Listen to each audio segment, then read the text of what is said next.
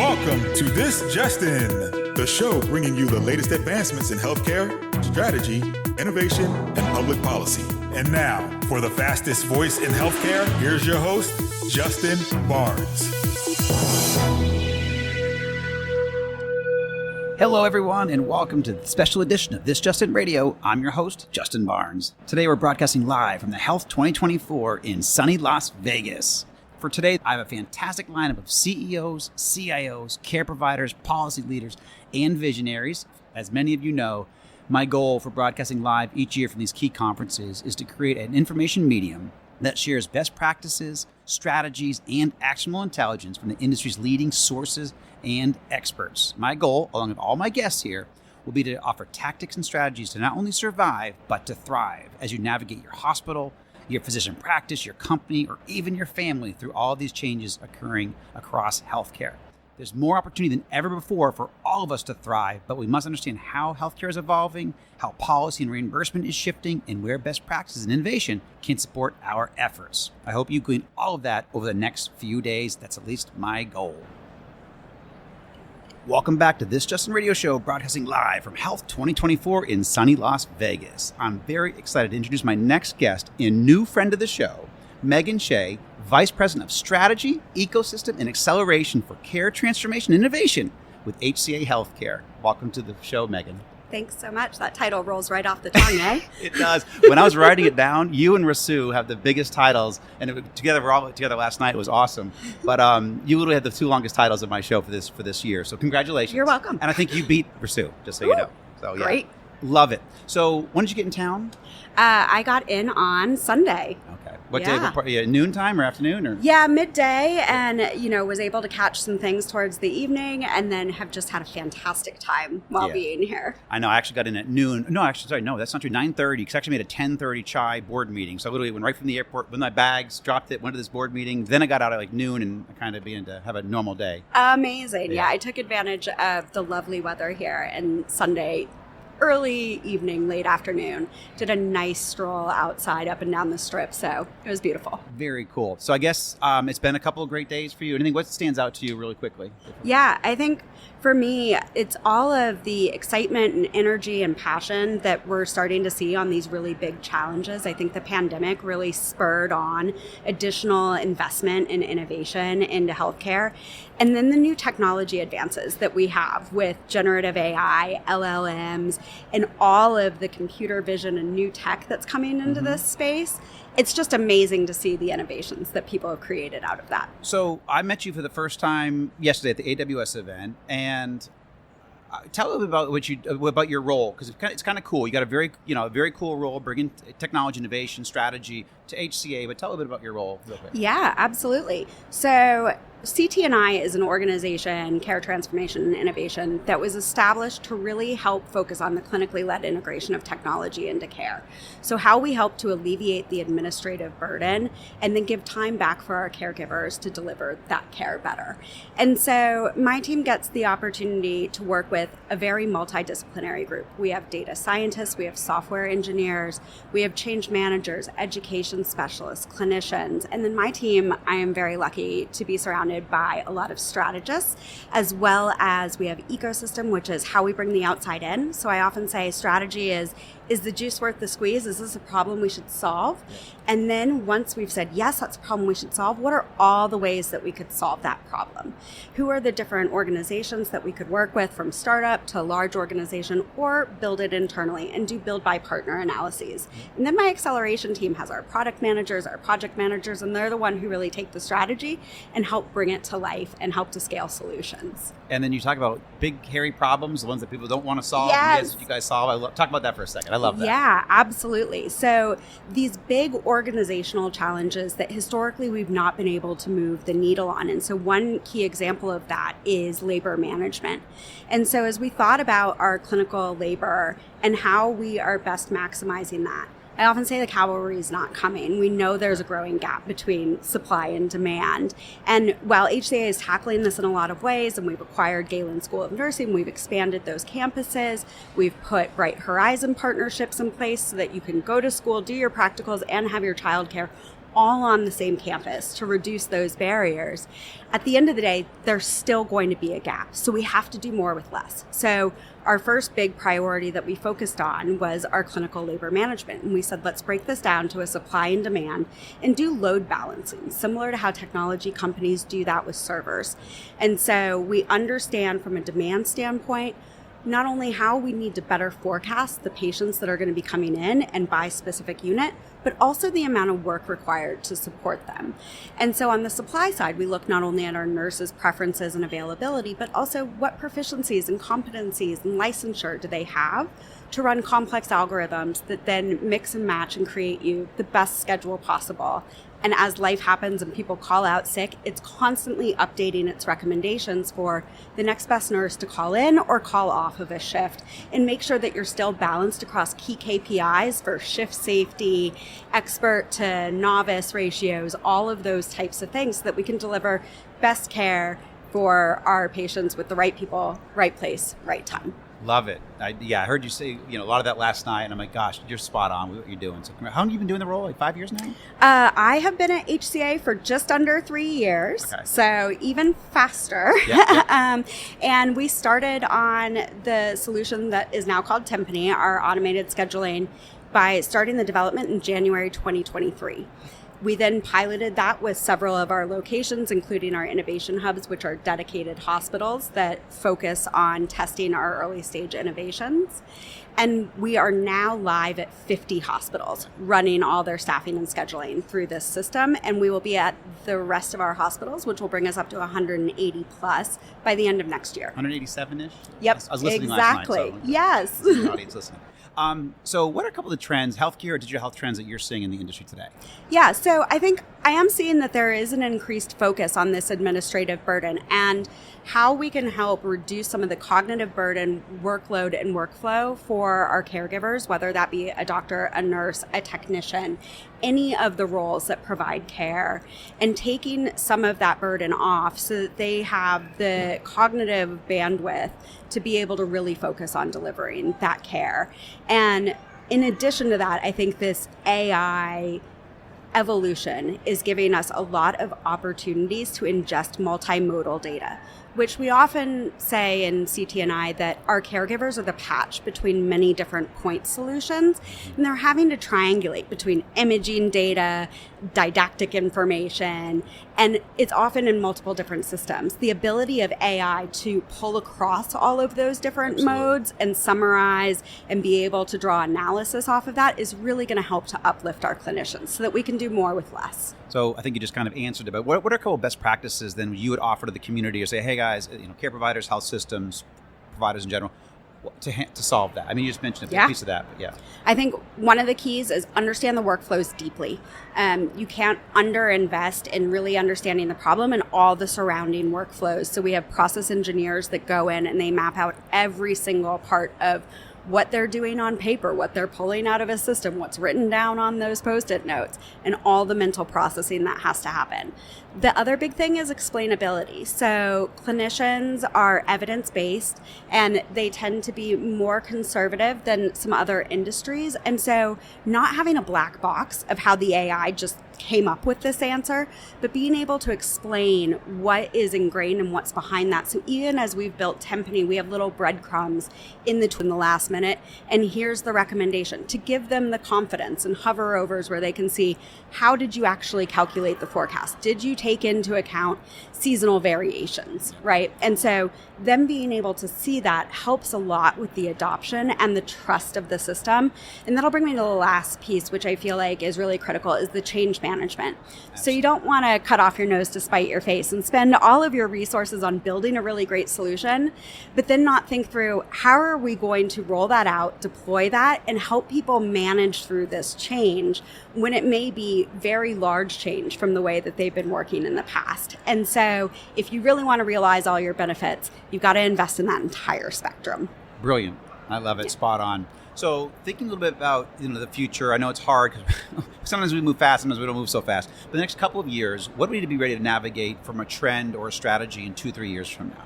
Yeah, I think the amazing thing is the practices that you need to put in place to be successful today around change management are also going to be the most critical thing for in a couple of years, because the only thing that we will be able to count on is that things will change, right? So true. And so the pace of change and the pace of technological innovation is only going to accelerate going forward. And so being able to support our caregivers through that transition and setting the expectation that change is the norm, not the aberration, and being change agile and understanding how to incorporate that into their practices is going to be key to having long-term success and avoiding burnout. I love it. Brilliant. And you're spot on. Excellent point. So in the last, day, when you go home tomorrow, Yep. what do you hope to achieve, or what hope do you see, or anything else you want to see out there before you head out? I mean, there are so many amazing things out here on this floor. My eyes have been just sparkling the entire time. So we've got some exciting things that we're going to go view. But also, if you're a first timer here, make sure you hit the Zen Dome and the Puppy Park, because both of those are amazing features to have at a conference to help you decompress in between those different sessions and all the vendors, because who doesn't want to pet a puppy? Right. Well, so where's it? Because actually, ironically, Joy brought that up. Joy Rios, the guest right before you, brought up those two exact items here. Where are those? Well, first of all, where's the Zen Dome? I don't know where that is. Yes. Okay. So the Zen Dome is all the way over on the other side of the exhibition floor from where the AI pavilion is. Right. So when you enter the show floor, if you turn left and then walk sort of diagonal, you'll see it's an actual dome. I'm going to go over there right after this. Filled with these amazing pods and pads that you can lie down on, and nice, relaxing, starry sky type of things. Awesome stuff. If you want to go check out the Puppy Park, and I just swung by there on my way here and saw That's why you're so zen and relaxed? Yes. I saw an amazing poodle in a little gingham dress. Sure.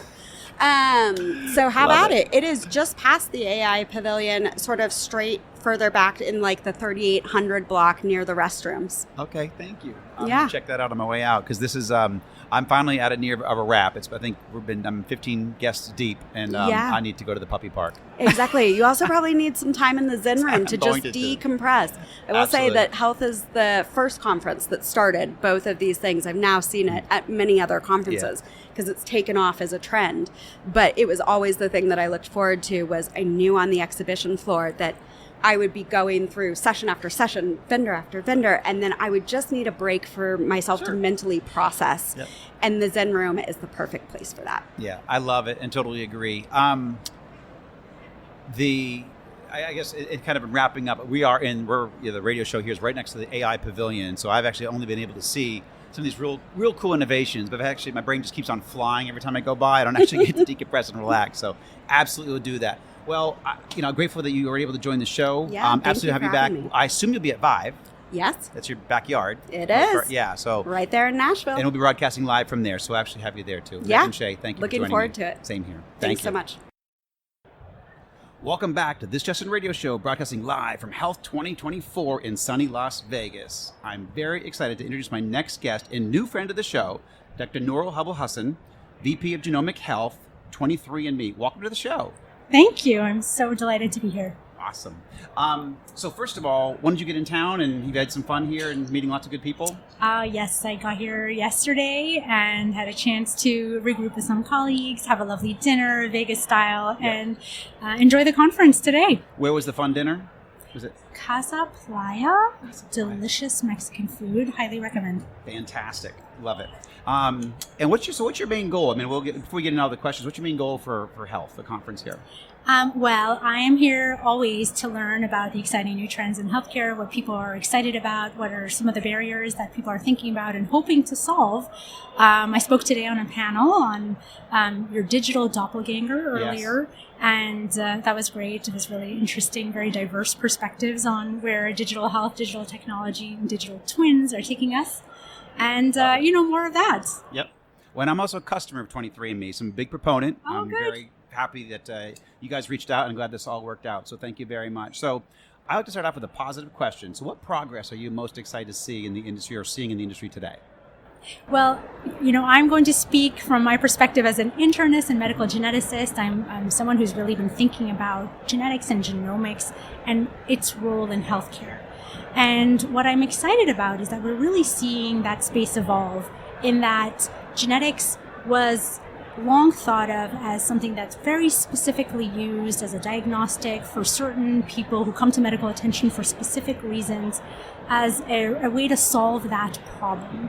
And what we're seeing more and more of today, and what gets me very excited, is that this is transforming into bringing genetics into the healthcare picture much more broadly as a tool for understanding a person's health trajectory. Mm-hmm. Your genome can really give you a roadmap of your health for your lifetime.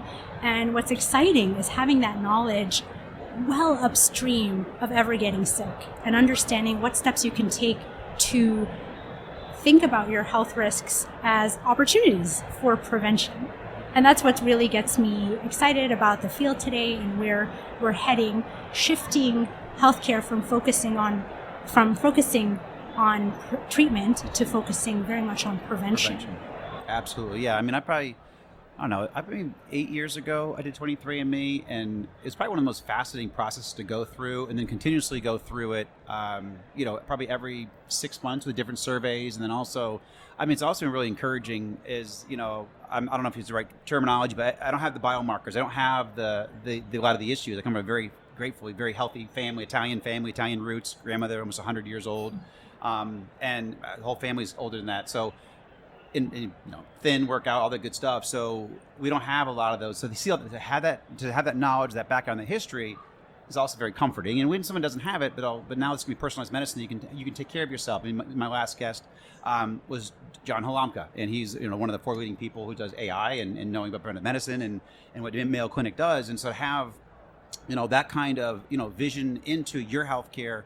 Everybody can have that in different ways, certainly when you're working with 23andMe. So I think that's what I'm most exciting about.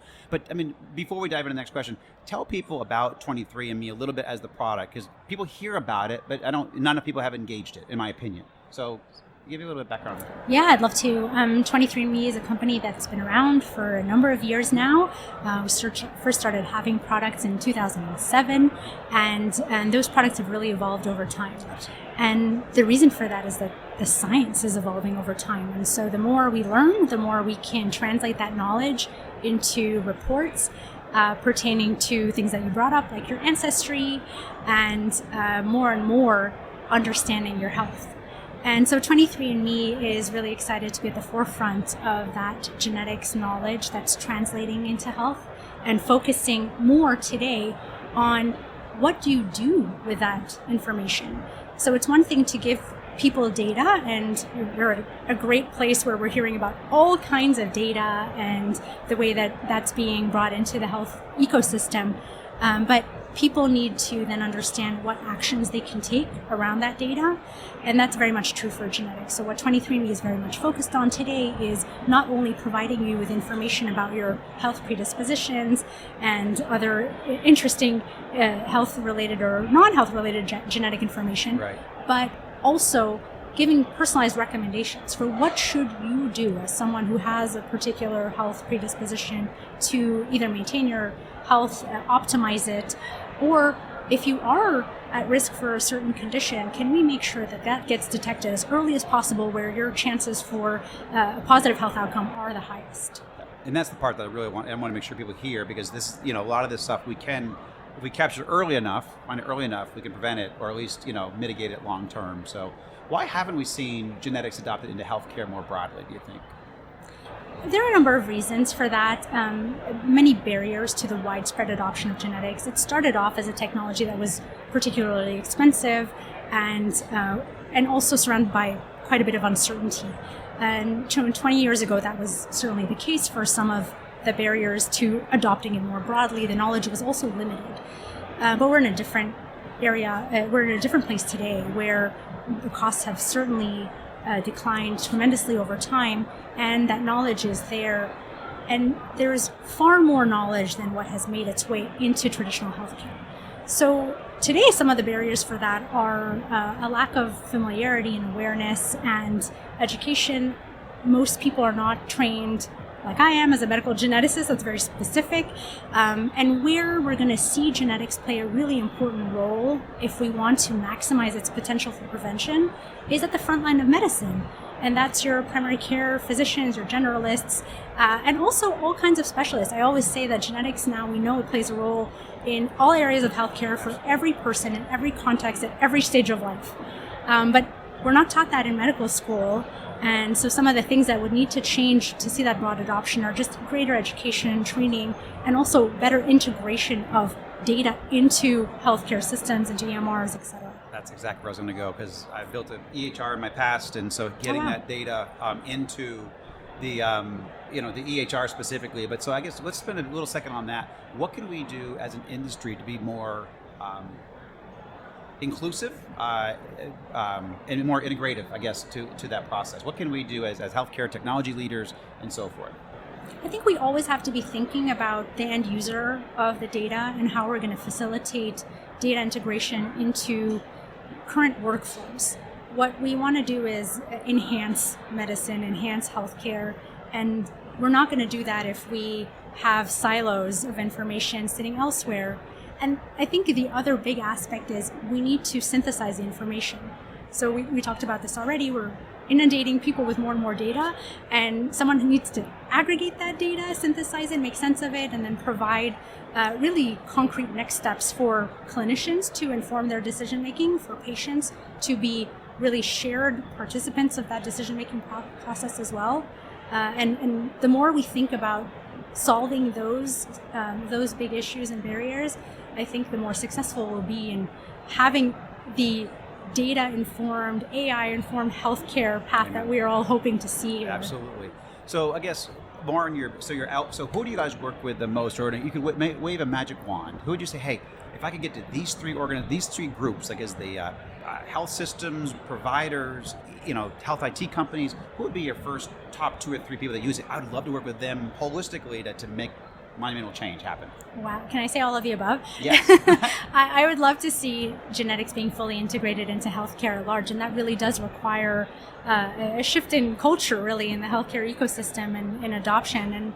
And so all of the players that you named are stakeholders that we are having many exciting conversations with, because what also has changed between today and 20 years, 10 years, or 5 years from now is everybody appreciates the power of genetic information and bringing that into their healthcare picture, whatever that may be. So that's a very exciting future for us. And now what we need to do is build that bridge between direct to consumer, genetics company, and traditional healthcare to make sure that happens. Yeah. So following that path, what do you see as the role of genetics in the future of healthcare? I think it's going to be everywhere. We're seeing some really exciting advances today in newborn screening that's bringing in genetics into the picture. And so you can imagine, really think about this as your roadmap for health. And one thing that I would say is, we shouldn't be fearing that technology anymore, because we are so empowered with that knowledge. And I think that was probably something that held us back for a while, but now we really know that a lot of things are preventable. And even if you can't change your genome and your risk information based on genetics, there's so much else that you can do. And the more we're able to personalize that, the more we can optimize. And what you're hearing about a lot today, and I'm sure many people have talked about this already, is longevity and how important that is, and really part of every discussion. And it's not just about living longer, it's about living healthier. Yeah, higher quality of life. Yeah, sure. exactly. So for me, that's the future of genetics, is that it's just really built into the picture from when you're born, probably before you're born. And, right.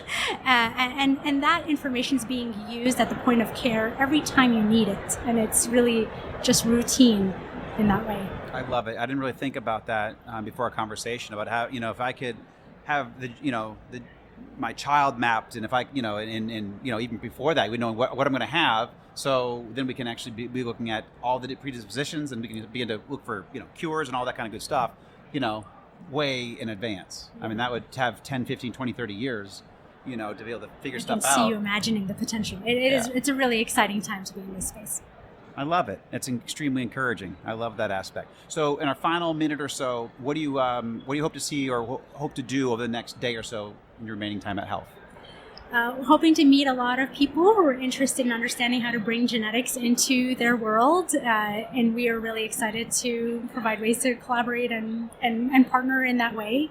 I love hearing the interest that people have in genetics. Something that we're trying to do more and more is bring genetics plus lifestyle plus blood biomarkers and clinical expertise into the picture in a way that's going to make genetics really part of healthcare in a much more streamlined way than it ever has been before. So we're excited to get that message and awareness that genetics really is very much tied together with health, and of course to learn from everyone around how can we solve some of those pain points when it comes to bringing genetics into the healthcare picture at large. Love it. Dr. Noura, thank you so much for joining me on air. This has been a very enlightening conversation. I thoroughly enjoyed it. So thank you so much. Appreciate it. Thank you for having me. You got to have a great rest of your conference here. Take care. Thank you. Many thanks to my show's supporters and partners, and certainly to Rich Scarfo and the entire health team for this opportunity to broadcast live each year from the health conferences, and this year from Health 24 in sunny Las Vegas. And a big thank you again to all of my listeners and all of my supporters. And please tune in as we broadcast these shows weekdays at 2:30 p.m. Eastern, 11:30 a.m. Pacific. As always, you can find me on my LinkedIn at Justin T. Barnes, or track me on Twitter at HLT Advisor and use the hashtag ThisJustinRadio so we can respond to your comments from the show. If you miss any of this broadcast and want to hear any of my shows, they're all posted at Amazon Music, YouTube, Spotify, Pandora, Apple Podcasts, iHeartRadio, SoundCloud, Spreaker, and on the TuneIn platforms. And also, you can check out some of the new content that we published on the Thought Leadership page at justinbarnes.com. Thanks, everyone, and have a great rest of your day.